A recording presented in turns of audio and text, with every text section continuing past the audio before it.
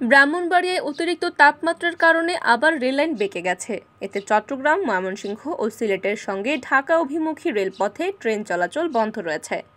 তবে ঢাকা থেকে চট্টগ্রাম ও সিলেট অভিমুখী রেলপথ দিয়ে ট্রেন চলাচল করছে। এতে শিডিউল বিপর্যয়ের কারণে বিলম্বে চলবে সব ট্রেন।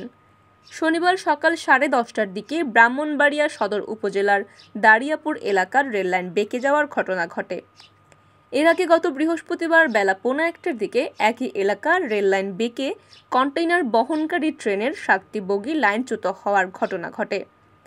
রেলওয়ের কর্মচারী স্বপন মিয়া, তৌহিদুল আলম, ইব্রাহিম খলিলুল্লাহ সহ বেশ কয়েকজন জানিয়েছেন, অতিরিক্ত তাপমাত্রার কারণে দারিয়াপুর এলাকায় আবার রেললাইন বেঁকে গেছে।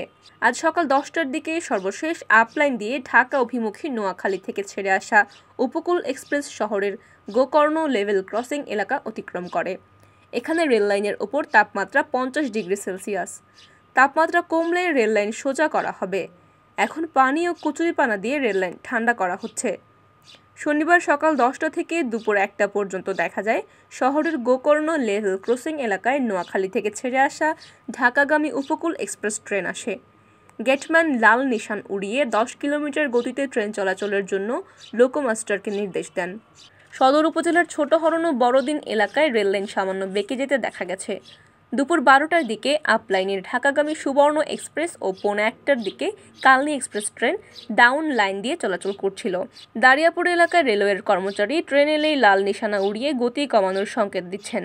আখাউড়া রেলওয়ের সহকারী নির্বাহী প্রকৌশলী মেহেদী হাসান তারেক বলেন, অতিরিক্ত তাপমাত্রার কারণে দারিয়াপুর এলাকার রেললাইন আবার বেঁকে গেছে। পানি ও কচুরিপানা দিয়ে রেললাইন ঠান্ডা করা হচ্ছে। চট্টগ্রাম সিলেটমুখী ডাউন লাইনও কয়েকটি জায়গায় বেঁকে গেছে। আপাতত ডাউন লাইন দিয়ে ঢাকা, সিলেট ও চট্টগ্রামের সব ট্রেন চলাচল করছে।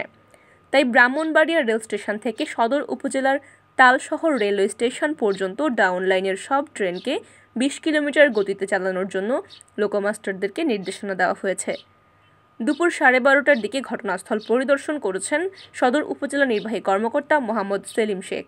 বৃহস্পতিবার বেলা 1:15টার দিকে দারিয়াপুর এলাকার কন্টেইনার বহনকারী ট্রেনের 7টি বগি লাইনচ্যুত হয়।